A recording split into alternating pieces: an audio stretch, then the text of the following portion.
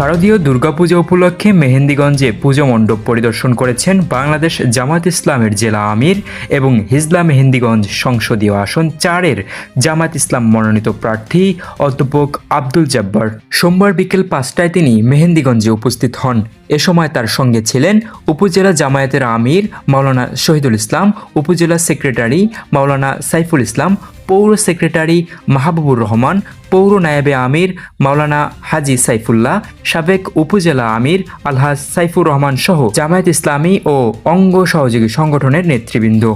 অতএব বাংলাদেশে কোনো কিছু করতে হলে ধর্ম বর্ণ সকলের নিজের অধিকার নিঃসন্দেহে তারা প্রাপ্ত হবে, এটাই স্বাভাবিক কথা।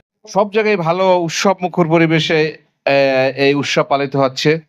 আমরাও এটা আশা করি যে এটা আমাদের একটা ধর্মীয় উৎসব, এইটা সবাই সুন্দর মতো পালন করুক।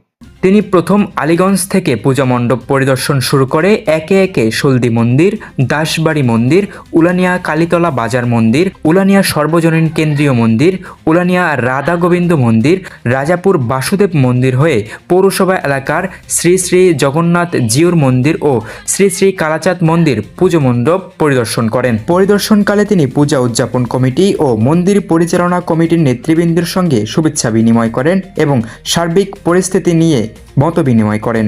উপস্থিত দর্শনার্থী এবং সনাতনী ধর্মাবলম্বীরা মনোযোগ সহকারে তার বক্তব্য শোনেন।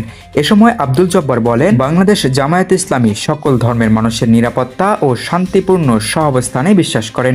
পারস্পরিক সৌহার্দ্য ও সম্প্রীতির মধ্য দিয়েই গড়ে উঠতে পারে একটি শান্তিপূর্ণ বাংলাদেশ।